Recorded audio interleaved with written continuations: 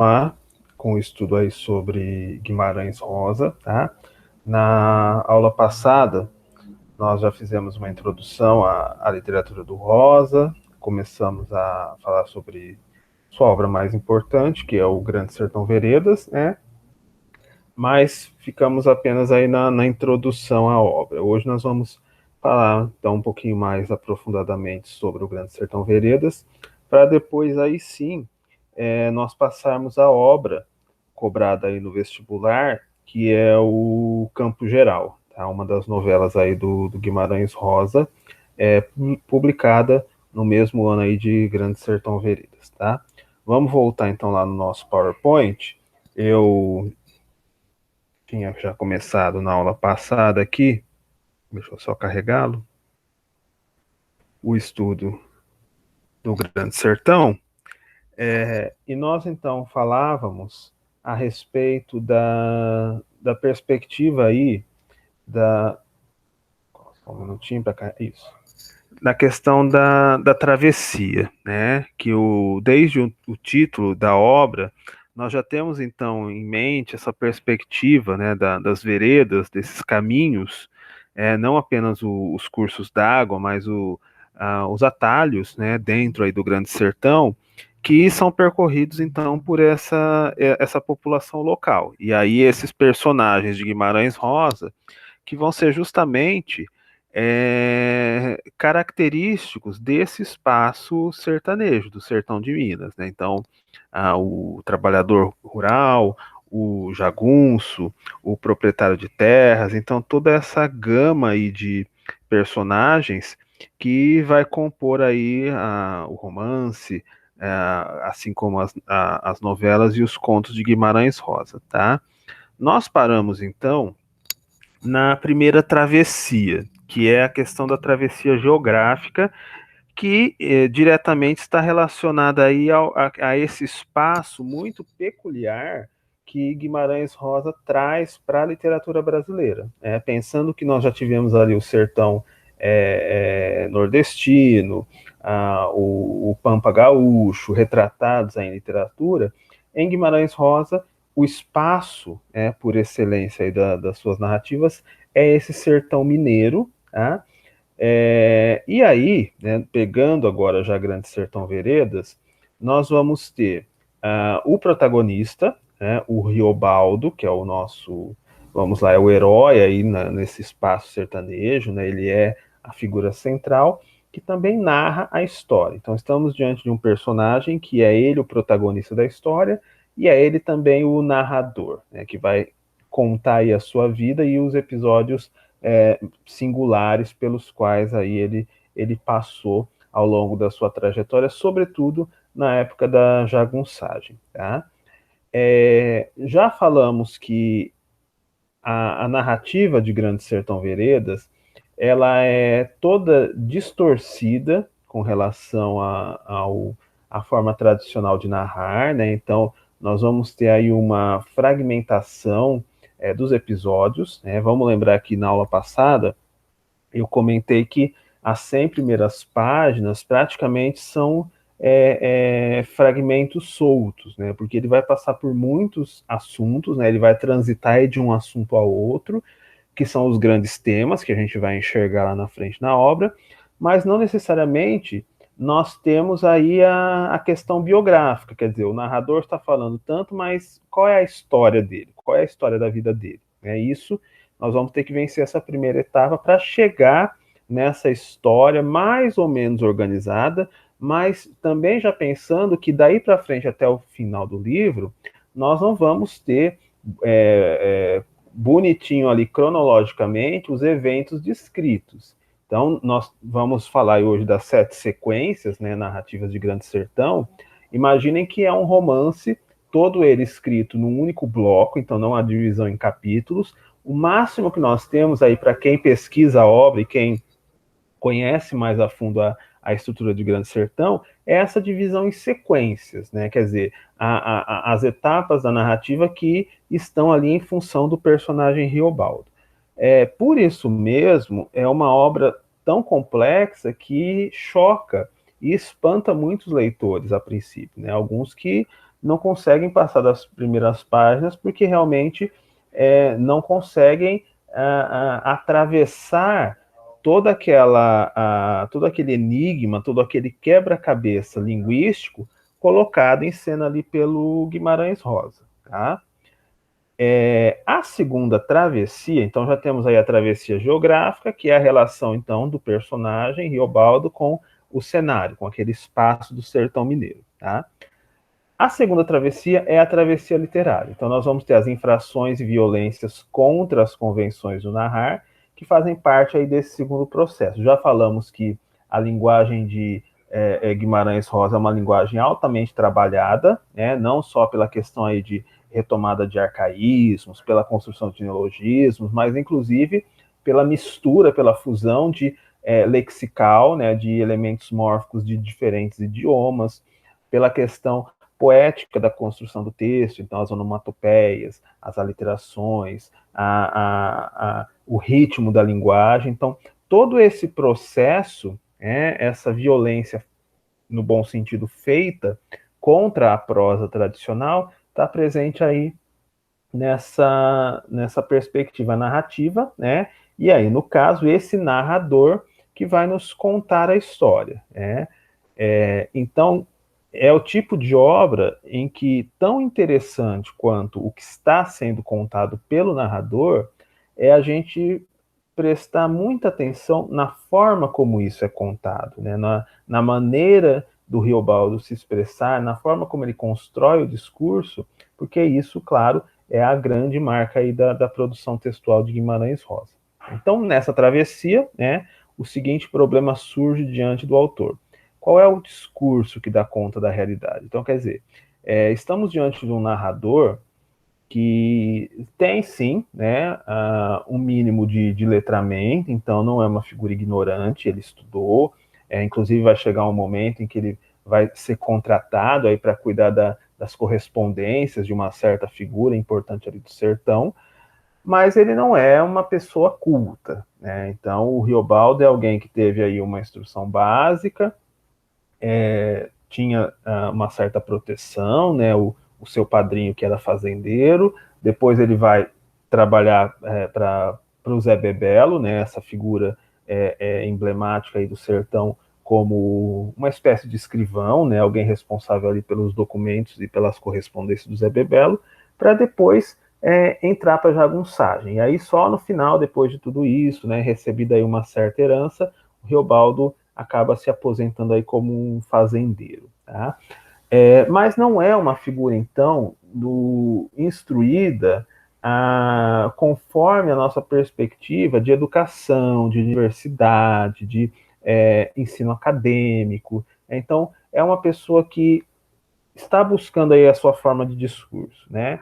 Então, nós vamos ter esse discurso ao lado do Riobaldo, que o Riobaldo vai trazer para a narrativa das pessoas mais simples ali do sertão, né? O discurso do poeta, né? Que é também alguém que não só personagens que o Riobaldo encontra com esse aspecto de essa vertente aí, essa veia poética, mas a própria construção narrativa do Guimarães Rosa nas suas obras, que busca muito aí desse sentido lírico, né?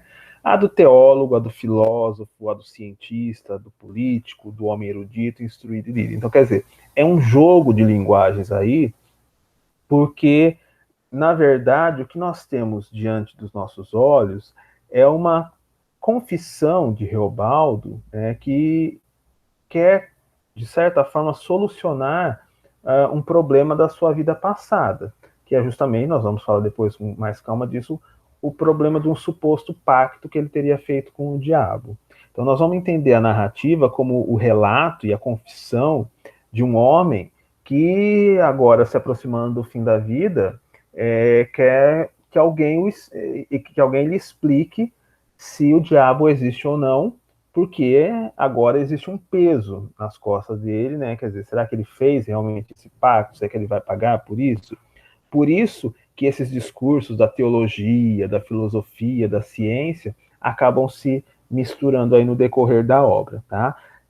O pacto fáustico, né? Vamos lembrar lá atrás do Fausto, do Goethe, né? Do romantismo alemão, é o motivo central aqui da obra de Guimarães Rosa, do Grande Sertão Veredas. Só que lá em Fausto, quer dizer, a história girava em torno do pacto estabelecido entre Fausto e Mefistófeles, né? E aí o que acontece depois? Aqui, o pacto, o suposto pacto, é a cena central, mas nós não temos realmente uma visão clara de aconteceu ou não. Foi algo da cabeça do Riobaldo ou realmente o pacto se estabeleceu? E aí nós vamos vivenciar esse drama, por isso, né, que a gente depois, mais para frente, a gente começa a entender por que ele cita tanto a questão do demônio, do mal, ao longo da narrativa, porque nós vamos chegar a essa cena que é a cena decisiva da história e o que acontece depois, mas a narrativa do Grande Sertão Veredas é esse desabafo. Então, o Riobaldo, já um senhor, conversando com essa figura, né, com essa pessoa da cidade, instruída que ele chama de doutor, e pedindo que esse doutor lhe diga se houve ou não pacto, se o diabo existe ou não. Tá? Então, na fala do narrador Riobaldo, afloram permanentemente elementos emprestados desses outros sistemas discursivos, criando assim ecos e relações com os modos de pensar, de falar e de escrever de outros domínios do saber e de outras épocas. Essa coexistência em um mesmo romance de modos heterogêneos de expressão e de escrita cria a necessidade de um trabalho ativo de reconciliação e de recomposição de fragmentos muitas vezes contraditórios. Então, sim, é bastante complexa essa leitura, não só pela questão da fragmentação, né, de ele mudar de assunto constantemente, até que vamos chegar aí a uma história mais ou menos estabelecida e que vai ser descrita para nós em detalhes, mas o próprio tratamento discursivo, quer dizer, esse discurso que vem da religião, esse discurso que vem da ciência, que vem da filosofia, que começa a tomar corpo ali na fala do Riobaldo, né? Porque justamente ele está buscando uma explicação, quer dizer, a explicação religiosa para o pacto demoníaco, a visão filosófica sobre o mal, a visão científica, né, se existe ou não o diabo. Então, tudo isso vai ganhando corpo aí, e o que nós vamos ter é esse relato, né, extenso, complexo, da vida de Riobaldo, em meio aí a essa profunda reflexão existencial que ele traz, pegando esses elementos soltos, não só a questão do pacto, mas o próprio tema do amor, que também é muito importante nessa história, que vai aparecendo ali e que figura como um grande enigma, porque existe também dentro do tema do amor uma revelação final que é feita que modifica toda a estrutura da história que está sendo contada e o sentido dela, né, que a gente vai entender realmente só lá no final da história, né, no final do livro. Então, o que diz a teologia é frequentemente contestado e negado pela filosofia. O cientista considera inaceitáveis as formulações do poeta e assim por diante. Então, quer dizer, são discursos que se contradizem e aí vai se formando essa grande teia narrativa que é o discurso de Riobaldo. Esse trabalho de reconstrução constitui a travessia da leitura-audição, que aí cabe a nós leitores, quer dizer, é a nossa jornada de não só ler, mas muitas vezes ouvir a história, né? Naquela videoaula que nós assistimos na última aula, falou-se da questão de encontrar-se música dentro da obra do Guimarães Rosa, né? Justamente por conta dessa construção poética, esse tratamento poético que ele dá à prosa. Então, é o tipo de texto que muitas vezes ganha significação e ganha relevo quando a gente ouve a leitura de uma terceira pessoa. Ou então quando nós nos propusemos a ler determinados trechos em voz alta. Porque aí realmente esse aspecto sonoro, rítmico, melódico, ele ganha mais intensidade. Então, é o tipo de obra que se presta a várias formas de leitura, desde a leitura mesmo, né, silenciosa, recolhida, até a questão da audição, de você falar em voz alta, de você ouvir alguém declamando a obra. Né? Então, é essa aventura possível. Então, o leitor ou o ouvinte está literalmente presente dentro do romance, porque obviamente esse sentido de uma significação que se constrói pela ação do leitor, né, de ouvir ou de ler aquela obra. Então, essa terceira travessia, né, da leitura à audição, ela recai sobre a figura de todos nós, leitores da obra. Tá? Então, na figura do senhor, né, a pessoa com quem o Riobaldo fala, que ele chama como senhor, faz-se presente um dos polos de interlocução e do diálogo, isso é, a capacidade não apenas de compreender a anedota, mas também, além do enredo final, do fatual, um enredamento significante que a disposição dos elementos, os sons, as letras, as palavras, as imagens, permite construir no contexto da experiência alheia. A travessia corresponde, portanto, à passagem de uma aventura subjetiva e particular a uma aventura universal, válida para todo e qualquer ser humano. Porque aqui entram em cena, claro, aquela ideia de que estamos diante de uma obra de tom universalizante, né, embora seja o sertão mineiro, aquelas figuras muito próprias daquele espaço, mas os temas que o Guimarães Rosa traz são temas universais. Então, há um extrapolamento, quer dizer, não é uma história que se esgote ali naquele espaço com aquele tipo de personagem. São os dramas eternos do homem. Então, a questão do bem e do mal, a questão do amor, né, o aspecto trágico do amor. Então, esses grandes temas é que tornam a obra universalizante, né, extrapolando aí a esfera do local ali, né, do sertão mineiro, né, do início do século XX, e aquelas figuras características folclóricas daquele espaço. Então, é uma obra que atinge a todos nós, porque realmente ela traz essa reflexão sobre a vida, sobre a religião, sobre o amor, que são de cunho universal e que, obviamente, motivam a sensibilidade aí de todos nós. Tá? Bom, mas isso, então, de uma forma geral, é a experiência da leitura. Vamos passar agora, então, às 7 sequências, para a gente procurar compreender melhor aí o enredo em si. Né? Já falamos do pacto, já falamos da história de amor, mas o que é a história de Riobaldo? Então, didaticamente, nós podemos dividir a obra em 7 segmentos. Então, vamos lá. É uma obra longa, né? Em algumas edições ultrapassa aí a marca das 600 páginas, sem uma divisão formal. Então, começa ali com um travessão para indicar a fala do Riobaldo, que é o narrador, que é o personagem central, e vai até o final da história, a última página, quando nós vamos ter lá o encerramento, que é o símbolo do infinito, né, aquele 8 deitado, marcado ali no meio da página, né, conforme a indicação do próprio autor, que fecha a narrativa. Então, durante essas 600 páginas, nós não temos divisão em capítulos, né? Nós vamos ter esse longo discurso do Riobaldo, o discurso dos personagens, né? Muitos personagens ali ganham espaço dentro da fala desse narrador central, e de uma forma geral, nós conseguimos, né, numa leitura muito atenta, perceber uma divisão implícita ali à obra, quer dizer, essas sequências que vão evoluindo ao longo da narrativa. Então, 7 sequências, 7 etapas aí do discurso de Riobaldo. Vamos ver que sequências são essas. Então, a primeira sequência, quer dizer, a sequência que abre o livro, é a fala evocativa, né, do narrador, do Riobaldo, e os permanentes deslizes associativos, ou seja, aquele discurso em que ele está falando de um tópico, de repente ele passa a outro, então ele faz uma livre associação, né, entre o bezerro que nasceu com a cara deformada, e aí já puxa o tema do diabo, e daí ele passa para um outro tema. Então, é essa livre associação, ou seja, não temos, de fato, uma intriga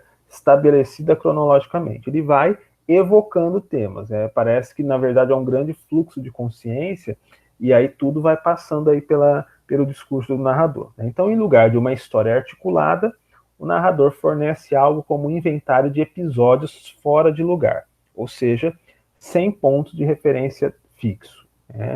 Isso, vamos lá, são as 100 primeiras páginas, digamos assim. Então, ao longo dessa primeira sequência, nós vamos ter os temas, nós vamos ter diversos assuntos sendo tratados ali, essa perspectiva de uma desconexão entre esses fatos e também dessa livre associação de um tema puxar a outro, e aí, de repente, a gente até se perde, como que ele começou aquele assunto, de onde surgiu aquilo, até que nós vamos chegar à segunda sequência, que aí sim a história começa a se organizar. Aí o narrador Riobaldo vai focar diretamente a sua vida, e aí começa a parte mais, digamos assim, racional do texto, no sentido de agora temos uma história, uma biografia sendo relatada. Tá?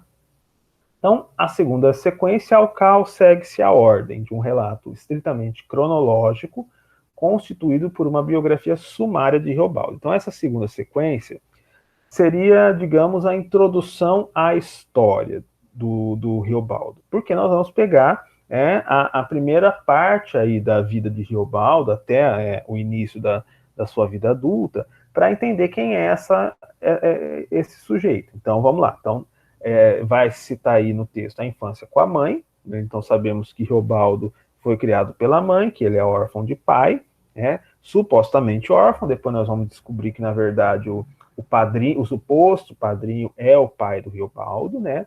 A adolescência na fazenda do padrinho, Celorico Mendes, né? Que é justamente o pai do personagem, que ele vai descobrir só depois, e é a pessoa que vai deixar, então, essas terras como herança para Riobaldo lá no final da história. Tá? Então, a estadia com o bando de Zé Bebelo, depois que o Riobaldo passa uma temporada ali na fazenda do Celorico Mendes e recebe um mínimo ali de instrução, porque é uma preocupação do padrinho também, que o Riobaldo seja alguém instruído, que seja alguém que domine as letras, ele é enviado para esse senhor, esse Zé Bebelo, que tem um bando ali, uma espécie ali de fazendas, de serviçais que cuidam aí da sua propriedade, pensando que, na verdade, o Zé Bebelo não entra para a história como um fazendeiro, de fato. O Zé Bebelo é uma figura meio muito emblemática, porque ele é uma espécie de justiceiro. Então, sim, ele é proprietário de terras, ele tem fazendas ali, mas ele tem outras intenções, que não é simplesmente o comércio, a questão do gado, não. Ele é metido a político, então ele tem assim, algumas intenções. Ele quer limpar o sertão, ele quer expulsar os jagunços do sertão, ele quer um sertão mais civilizado. Então ele é essa figura que transita entre o espaço do mando, da dominação ali, local, e essa vertente política, meio justiceira. Então ele vai assumir aí a posição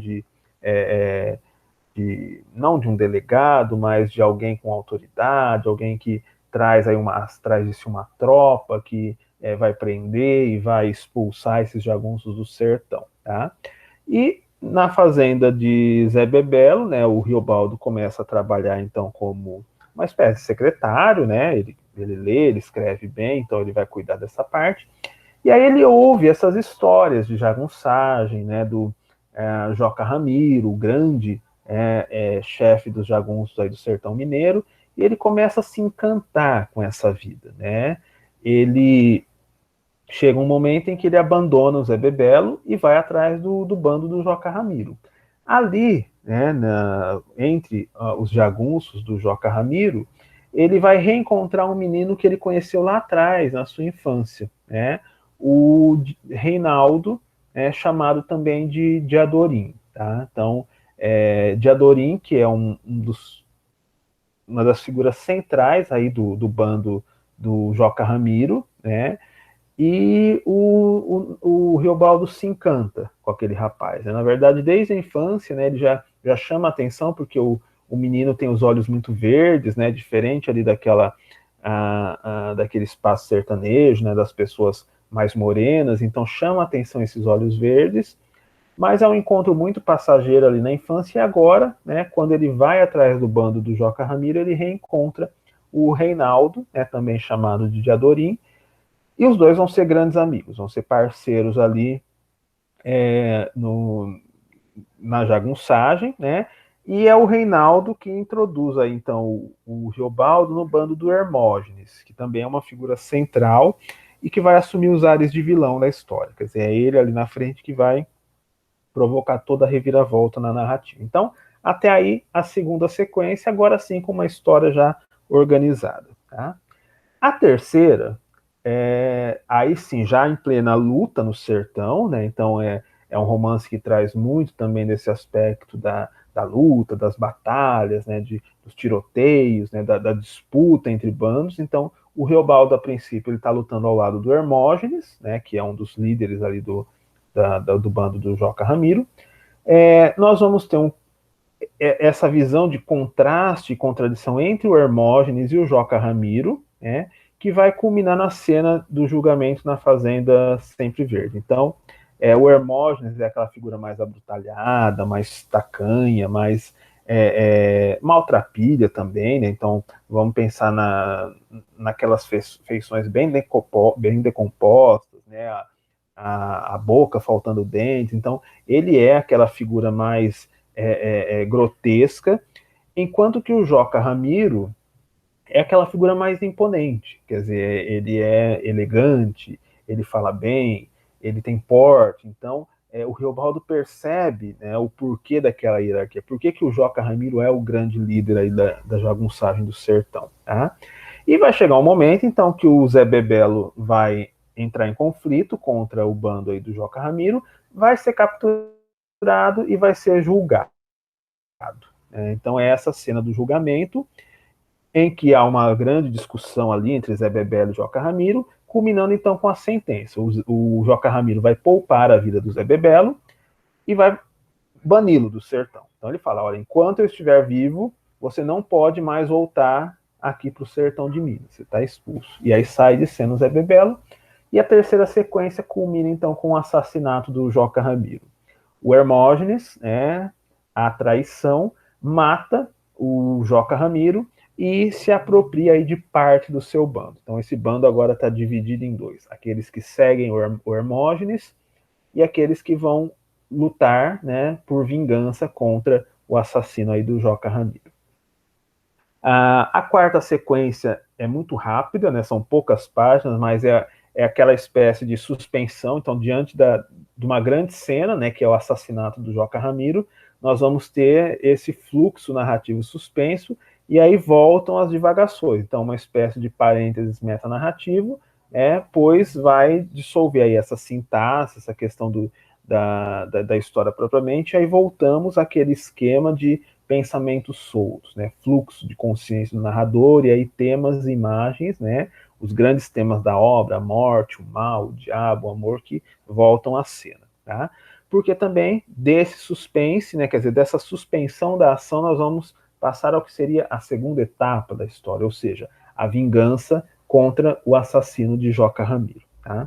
Então, nós vamos ter a primeira campanha fracassada de Zé Bebelo contra os Hermógenes. Então, depois do assassinato, o Zé Bebelo volta para o sertão, já que, de acordo com Joca Ramiro, ele estaria exilado enquanto o líder estivesse vivo.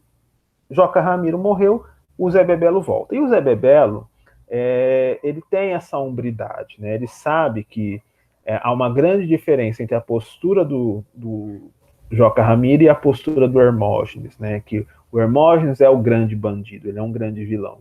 Então ele volta de uma forma muito solidária para trazer justiça, né, para o grande líder, né, da jagunçagem, que foi morto aí à traição. Então ele tenta, né, seguir aí o Hermógenes e dar fim aí ao bando dele, mas sem grandes resultados, tá? Então o horror da guerra, da traição, da fúria de destruição e de autodestruição, de sadismo e de avidez levam Riobaldo ao pacto. Então, diante de todas aquelas atrocidades e da incapacidade aí de vencer o Hermógenes, né, por mais que o Zé Bebelo tente, ele não consegue, nós vamos chegar à cena do pacto. Então, tudo já foi preparado, né? Há um grande oponente, há uma vingança que precisa ser estabelecida, quer dizer, ele precisa destruir o Hermógenes, porque ele é o vilão, ele é o assassino, ele é o traidor, então ele tem que ser sentenciado, ele tem que ser punido. Riobaldo já ouviu inúmeras histórias sobre o pacto, né, e as formas como conseguir estabelecer esse pacto. Chega um momento em que ele vai tomar atitude, né, então ele vai para um espaço afastado, que eles chamam de veredas altas, né, ou veredas mortas, e ali ele faz uma espécie de conjuro do diabo, né? Não há, obviamente, uma materialização ali do mal, quer dizer, ele não vê o diabo, mas tem aquela imagem que é muito da folclórica no espaço sertanejo, que é a imagem do redemoinho. Na verdade, é até importante a gente lembrar que a obra abre com uma citação: o diabo na rua no meio do redemoinho, né?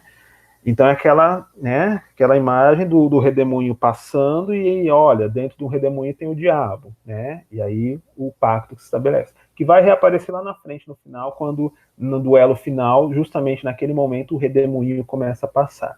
Então, ele vê ali, ele ouve, né, o som do vento, né, noite, é madrugada, ele se afasta do banco, ele faz a evocação e supostamente ali se estabeleceu um pacto, né? A partir dali, Riobaldo vai ascender dentro do grupo. Então, o Riobaldo, que estava numa posição muito humilde ali, né, como um serviçal, ele vai tomar as rédeas da situação, ele vai ser o novo líder desse bando, tá?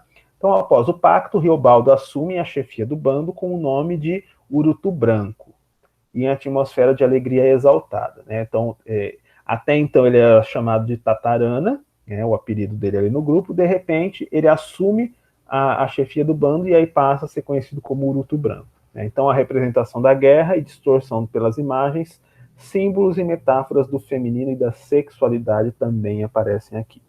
Outro ponto que perpassa todas essas sequências é a relação do Riobaldo com o Diadorim, o Reinaldo. Por quê? O Riobaldo percebe que ele é apaixonado pelo Diadorim, e isso cria um nó na cabeça dele, porque ele acha aquilo muito esquisito, quer dizer, ele gosta de mulheres, ele fala, ele não gosta de homens, mas ele gosta do Diadorim. E a relação acaba, até certo ponto, começa a se complicar, né? Porque ele tenta se aproximar, o Reinaldo se esquiva, há um momento então que ele acha melhor romper a amizade, cada um ir para um lado, porque também aquilo para ele é muito esquisito. Então vocês imaginem tudo isso dentro de um espaço rústico, né, tacanho, como o espaço sertanejo. Então aquilo vai corroendo o Riobaldo, né? E ele não entende aquilo e, bom, ele precisa se casar, tanto é que ele, né, conhece uma moça e vai se casar com ela, etc e tal, Tacília, mas sempre o olhar dele se volta para o Diadorim, né? E essa forma de amor que ele não entende, tá? A sequência final é a Batalha do Tamanduatão, né, que é a batalha realmente entre os dois bandos, e aí a morte do Hermógenes, tá, que vai pôr ponto final aí à ação narrativa. Outro ponto importante, só antes da gente entrar aí na batalha final, é que vai chegar um momento, logo depois do assassinato do Joca Ramiro, que nós vamos descobrir que o Diadorim, na verdade, é filho do Joca Ramiro. Embora nunca tivesse comentado isso ali no bando, né, e nem ele expressasse, o Riobaldo percebe que o Diadorim ficou muito sentido ali, sofre muito com a morte do Joca Ramiro, e aí ele revela que na verdade ele é filho do Joca Ramiro, né? Bom, então na Batalha do Tamanduatão, então na primeira parte, o Urutu Branco domina a situação, aparecendo como chefe glorioso. A segunda, ao contrário, é marcada pelas perturbações da paixão. Então, chega um momento, eles estão ali numa espécie de um vilarejo abandonado, e aí os dois grupos se encontram, e aí vai ser aquela carnificina, né? Vai ser tiroteio e facada para tudo que é lado. A princípio, o Riobaldo está no meio do problema, mas os chefes ali do bando acham que é melhor que ele se afaste, que ele fique numa posição mais estratégica. E aí ele sobe até uma espécie ali de sobrado, né, um sobradinho que tem, e ele vê a batalha ali do alto. E aí ele vê tudo que acontece, né, a dissolução do bando e a morte de Diadorim, né, porque Diadorim mata o Hermógenes ali no meio da rua, mas automaticamente o Hermógenes ali, esfaqueado, sangrando, acaba matando também o Diadorim, tá? A palavra tamanduatão, né, pegando aí do étimo tupi, ela significa uma questão moral difícil de resolver. Então, temos a morte do vilão, a morte do Hermógenes, temos a morte de Diadorim, e como o Riobaldo fica devastado com aquilo, e temos a revelação final, quando o corpo de Diadorim é trazido para ser preparado para o sepultamento, e se descobre que Diadorim, na verdade, é uma mulher, não era um homem, né? E que cresceu, né, se vestindo de homem, naquele espaço, naquele meio totalmente abrutalhado, justamente para se impor, né? Quer dizer, ela queria ser alguém de respeito, ser alguém ligado aí ao pai, à questão da jagunçagem. Então, desde criança, ela se vestia como homem, né? Fingia ser homem para poder integrar aí o bando do Joca Ramiro. E aí, no final, né, o Riobaldo descobre que Diadorim, na verdade, era uma mulher. E aí fica claro ali, né, a razão do sentimento que ele nutria pelo amigo, ou, né, pela amiga. Passado isso, passado o funeral de Diadorim, né, que na verdade é Maria Diadorina, o nome de batismo dela, né, Maria Diadorina, nós vamos ter as páginas finais com o resgate aí da dúvida, o Riobaldo querendo saber se o pacto se estabeleceu ou não, se o diabo existe ou não, e a dúvida que fica, quer dizer, ele fez ou não esse pacto, ele está condenado ou não. A história termina com essa dúvida, né? Não fica muito claro se ele acredita ou não no que ele fez, ou no, se aquilo ali foi real ou não, tá? Então, diante de todo esse painel aí, nós podemos tirar algumas interpretações, né, do texto. Então, é o tipo de romance também que se abre a uma série de interpretações, dependendo, né, da nossa vertente crítica e dependendo do tipo de crítica que a gente lança sobre o texto, nós vamos poder ter aí algumas significações bastante interessantes, né? Essa é uma das frases aí célebres do Grande Sertão: a gente só sabe bem aquilo que não entende. Então, é uma daquelas máximas, né, que o Riobaldo lança ali no meio da sua fala, e que a gente acaba captando isso como uma verdade universal. Quer dizer, tem uma profundidade filosófica muito interessante também aí nessas falas do Riobaldo, né, dos personagens de uma forma geral, mas no discurso do narrador, porque há sempre essas pérolas aí de sabedoria, né? A gente só sabe bem aquilo que não entende, né? E vamos pensar então um pouquinho nessas interpretações, tá? A psicanálise, né, a crítica psicanalítica, vai enxergar aí no relato do Grande Sertão Veredas, né, uma busca de sentido por aquilo que foi vivido. É como se realmente o Riobaldo fosse um paciente, tivesse ali num divã, contando a sua história para um psiquiatra, para um psicanalista, tentando dar um sentido àquilo. Quer dizer, o amor dele por Diadorim, que não passa. É interessante a gente pensar que é muito semelhante ao que acontece em Dom Casmurro. Né? Dom Casmurro, no final da vida, resolve, o Bento Santiago, resolve escrever a sua história para falar de Capitu, daquela mulher tão marcante que chega, né? E ele chega ao final da vida ainda pensando na Capitu, quer dizer, ele não consegue se desligar daquilo que aconteceu. Assim é Riobaldo, né? Riobaldo, depois daquilo, sai da jagunçagem, vai virar fazendeiro, recebe herança, casa, vira um proprietário ali rural, mas ele não esquece de Adorim, ou Maria de Adorina, e também não esquece o suposto pacto. Então é aquela ideia de um trauma que se busca uma cura para ele, né? Quer dizer, aquele amor mal resolvido que morreu, que não vai ter solução possível, e o grande tema, né, metafísico aí do pacto, quer dizer, o que vai ser do Riobaldo no fim da sua vida, ele fez ou não esse pacto? Então é uma situação transferencial que fornece a possibilidade de reorganização do próprio mundo interior, quer dizer, é bem a experiência da psicanálise. o paciente precisa falar, precisa verbalizar para começar o processo de cura, né? Então, o médico, o psicanalista, ele ouve. O paciente precisa falar, precisa discursar. Ali é a relação de Riobaldo com esse doutor. Quer dizer, o doutor só ouve, só anota, mas é Riobaldo falando. E tem um momento que ele fala para o doutor, né? O senhor me organiza. Então, quer dizer, falar com o senhor, expor a minha vida, começa a trazer para mim um norte. Quer dizer, eu começo a enxergar o sentido, eu começo a, a juntar as peças aí desse grande quebra-cabeça, tá? Então a narrativa não é só rememorada, mas ela é comemorada. É a ideia do lembrar junto. Então não é só que ele está lembrando para si, ele está fazendo um diário, né, contando as suas memórias ou escrevendo para si mesmo. Não.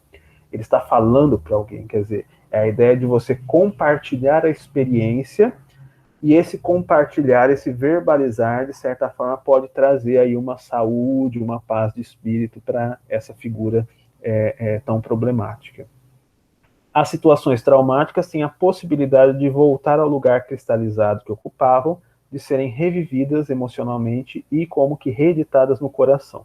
Isso é muito da psicanálise, né, o que em psicanálise chama de recordar. Né? Então, como é que você vence ou, né, começa a vencer o trauma, né, o processo traumático? Você tem que elaborar, você tem que discursar, você tem que descrever a cena traumática, né? E aí a ideia da recordação. Quando você recorda, você pode, então, elaborar uma nova existência. Quer dizer, você vence o trauma, você sai daquele esquema de repetição, de ficar pensando no passado, de ficar preso àquilo. Mas para isso você precisa falar, você precisa recordar a cena passo a passo. E aí é o que o Reobaldo faz, né? Ele, de certa forma, ele vai contando a sua história para chegar nessas grandes cenas, né? No Diadorim e no Pacto, que são os problemas centrais ali, tá?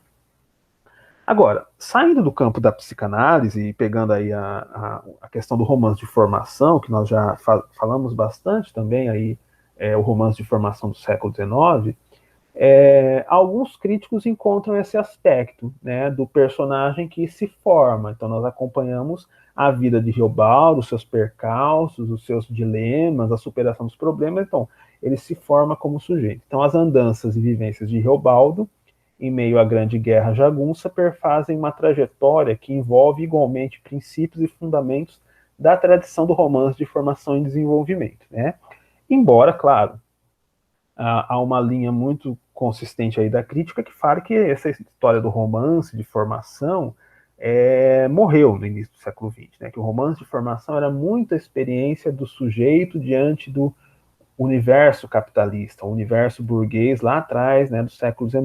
Então, tirando essa questão de o romance de formação realmente ser algo passado, nós temos sim essa experiência de formação, quer dizer, a constituição do sujeito, né? Em especial, dentro dessa formação do sujeito Riobaldo, a relação com Diadorim, né, a ideia do amor, e o confronto com a forma diabólica do mal encarnada em Hermógenes. Então, são as duas grandes lições, né, da vida de Riobaldo, a experiência do amor e a experiência do mal, né, e vencer esse mal, daí, né, a necessidade de matar o Hermógenes. Então, Riobaldo atravessa os seus anos de aprendizado nos espaços sem fecho do sertão. E aí, o que ele vai conhecer, as pessoas que ele conhece, quer dizer, toda aquela miscelânea de gente, de identidades, de perfis, né, culturais, acaba formando, acaba enriquecendo a identidade desse sujeito, desse protagonista. Então, ele está em contato ali com toda a raia miúda dos jagunços, né, as pessoas mais humildes, é, é, menos instruídas, né, aquelas que apresentam realmente uma dificuldade maior aí de expressão cultural, né, realmente gente muito desamparada com que ele está em contato constantemente, quer dizer, são os jagunços, são aquelas pessoas que não têm instrução, que não sabem ler e escrever, que ali é só a lei do braço, né, mas que por trás disso vão trazer as lendas, os causos, os acontecimentos, né, do espaço sertanejo. O mais suprassumo, Medeiro Vaz, que é um personagem também marcante aí na história, uma espécie, alguém de distinção dentro desse meio, né? Alguém com uma formação mais evidenciada, né? um aspecto cultural mais profundo. O grande homem príncipe, Joca Ramiro, né, aquela figura imponente, austera, realmente como se fosse um rei ali dentro do espaço sertanejo. O misterioso Ciro Uisque, ele descortina a esfera da poesia, né? O Ciro Uisque é uma espécie de poeta, de compositor, cantor que vai trazer essa atmosfera de poesia, da arte, né? da beleza estética para a vida de Riobaldo. O Hermógenes, né? A encarnação suprema do mal, e Diadorim, de quem recebe a lição seminal de coragem. Quer dizer, o Diadorim é a grande referência ali em termos de coragem. Né? Ele é aquela figura também, ele é o grande guerreiro ali do bando. E aí, com o Diadorim, o Riobaldo aprende, né, essas lições aí de valentia, bravura e coragem. Tá? Agora, existe uma outra ala da crítica que vai falar que não, que o Grande Sertão, assim como a nossa tradição do romance brasileiro, né, desde Machado de Assis, não fecha os problemas, né? Seria a chamada antiformação, porque nós vamos estar diante de uma figura que, na verdade, não constrói, né? Vamos lembrar aquelas nossas aulas lá atrás, né, da formação do Hegel, né? Então, a tese e a antítese que leva a uma síntese, né? Então, é a formação do sujeito. E alguns vão falar assim, não, ele não se forma porque, na verdade, ele nem se encontra, ele chega no fim da vida cheio de dúvidas. Então, quer dizer, o passado não passou, ele continua remoendo aquilo que ele viveu, ou seja, não tem uma formação possível. Né? Então, a consciência dividida do narrador, que configura a contradição insolúvel, uma espécie de dialética negativa que não engendra superação ou síntese propriamente ditas. Então, partindo da visão hegeliana da formação, pode-se perceber que o romance de Rosa é marcado pela indistinção entre sujeito e objeto. Vamos voltar. Né? Então, é aquela ideia de que socialmente falando, nós temos sujeito e objeto, ou o oponente. Quer dizer, eu experimento as coisas em sociedade, eu aprendo, mas eu encontro o meu lugar. Eu sei que eu não posso ser tudo. Então, eu, sujeito, vou encontrar o meu lugar na sociedade. O meu lugar é distinto do outro. Eu tenho um papel, o outro tem o seu. Essa relação é o que garante a harmonia social. Tá? Em Grande Sertão, né, isso não fica muito claro. Então, todos e cada um dos gestos de Reobaldo, como narrador e personagem, vem da experiência dessa forma. Então, assim é que ele se forma passando de um ao outro, em vez de ser. Passando de um ao outro. Ele vem a ser sendo outro. O que lhe dá a sua conhecida feição de metamorfose contínua, de passagem abrupta de um polo ao outro, de um bando ao outro, de uma convicção a outra, de um caráter ao outro e mesmo emblematicamente de um sexo ao outro. Então, quem é Riobaldo? É aquele menino órfão que tem um mínimo de instrução, que vai para o bando, para a fazenda do Zé Bebelo, mas não se encontra ali, e aí ele abandona e vai para o bando do Joca Ramiro. Ali, de repente, ele é uma figura muito simples, mas passa a líder. Então, primeiro ele era o Tatarana, agora ele é o Uruto Branco. Então, quem é Riobaldo? Riobaldo gosta de mulher, mas gosta de Diadorim. Então, a questão da sexualidade, como fica posta? Ele fez ou não fez um pacto com o diabo?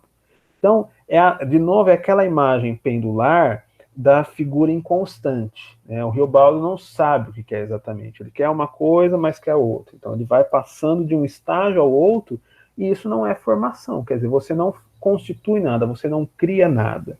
Na verdade, você fica transitando entre uma realidade e outra. Por isso que ele chega no final da vida e não sabe nem se fez o pacto. E não consegue esquecer de Adorim. Quer dizer, ele casa, ele vira fazendeiro, mas o coração dele está lá atrás, está ainda em Diadorim. Ou seja, não há uma possibilidade de formação. Ele não vira a página, ele vive do passado, que é o que acontece com o Bento lá no Dom Casmurro. Ele chega no final da vida querendo entender o começo da vida dele, querendo entender o casamento dele com a Capitu. Então, se não passou o passado, se o passado se faz presente, não houve formação possível. E aí essa ideia pendular já está posta na fala do Riobaldo. Vejam, nós pegamos aí alguns exemplos. Tudo é e não é. Eu era dois, diverso. Então ele tem essa consciência de que ele não tem uma individualidade estabelecida. Quer dizer, o que ele era ali naquele espaço, o que ele foi ao longo da sua vida. Aí ele fala, o que eu não entendo hoje, naquele tempo eu não sabia. Então, vejam, é bonito, mas é cômico, né? O que eu não entendo hoje, naquele tempo já eu nem sabia. Então, é a pessoa que está no fim da vida, está relatando a sua história, chega no final da narrativa e ele não sabe ainda o que ele foi, o que ele fez. Ele está perdido ainda no meio disso tudo. Quer dizer, ele passou o romance todo se justificando e no final nós percebemos que nem ele se convenceu ainda. Ele tenta se convencer de que não existe o diabo, mas nem nas frases dele ele consegue formular isso claramente. Conto minha vida que não entendi. Tem uma outra passagem muito bonita que ele vai falar que o sentido das coisas está na travessia, que a gente atravessa as coisas. Então, o que é a travessia? É você não estar lá nem cá. Então, é onde você encontra algum sentido, quando você não é nem uma coisa nem outra. Então, vejam que isso vai compondo, enriquecendo as significações do texto. Como eu falei, é a ideia do pêndulo, que a gente já estudou lá atrás, desde Machado de Assis. E a narrativa termina com esse símbolo. Isso está lá no texto, na última página. Depois do final, quando ele fala que não, o diabo não existe, existe o homem, ele fala travessia. Ele termina com a expressão travessia, e aí ele põe o símbolo do infinito. Então, quer dizer, o que é o símbolo do infinito, senão esse círculo vicioso? Quer dizer, não tem começo, não tem fim. Então, e aí o problema de Reobaldo, resolveu-se ou não? E o pacto foi feito ou não? E aí, ele vai ou não vai esquecer de Adorim? Então, são problemas insolúveis. Então, realmente, é o tipo de narrativa que traz muitos questionamentos, mas que o personagem, por si só, realmente não consegue dar conta de toda essa resolução. E nem é, na verdade, a intenção. A beleza da obra está nisso, dessas grandes incógnitas, desses grandes questionamentos que não são respondidos. Quer dizer, não é uma obra fechada no sentido de ele vai ali explicar ponto por ponto, não, agora ele resolveu, não tem diabo coisa nenhuma, ou tem, ele fez o pacto e agora ele está perdido mesmo. Então, assim, a obra termina com o personagem nesse processo de questionamento, tentando aí acreditar em algo que, no fundo, a gente percebe que ele não acredita. E aquilo, ele está no fim da vida, casado já, parece que já com filhos, netos, mas está pensando em Diadorim, ou seja, o passado não passou. Tá? Então nós podemos ter todas essas linhas de análise, vai muito aí da nossa intenção como leitor de buscar esse lado mais psicanalítico, ou acreditar que sim, é um romance de formação e ele vai vencendo aí essas etapas da sua vida, ou falar, não, é uma antiformação porque na verdade ele passa por muita coisa, mas não constrói uma identidade. Quer dizer, o menino órfão, que de repente vira secretário, aí vira jagunço, vira chefe do bando de jagunço, termina como fazendeiro. Então, quem é Riobaldo, nesse meio todo? É isso, é realmente a grande obra aí da literatura brasileira do século XX, vale muito a pena ser lido, embora a gente já tenha apontado aí todos os complicadores do texto, essa complexidade da construção, mas é de uma riqueza e de um requinte de linguagem assim impecáveis. É o tipo de obra que a gente não encontra por aí a todo momento, não. Depois de Guimarães, ficou difícil na literatura brasileira alguém ser completamente inédito, porque realmente ele chegou num nível que de lá para cá ninguém conseguiu superar, aliás, ninguém sequer tentou imitar. Então, é o ápice aí da nossa literatura. É isso, então. Fechamos essa parte do estudo, conseguimos vencer aí o Grande Sertão. Na próxima aula, nós vamos falar sobre o Campo Geral, que é uma das novelas ali do Corpo de Baile, a obra publicada paralelamente aí ao Grande Sertão, aquele conjunto das 7 novelas que formam o Corpo de Baile, e aí dentro dessas novelas, a que interessa para nós, que está sendo cobrada aí no vestibular, é o Campo Geral. Tá? Queria abrir para dúvidas, perguntas, se alguém quiser fazer algum comentário, pode ficar à vontade. Só fechar aqui a gravação.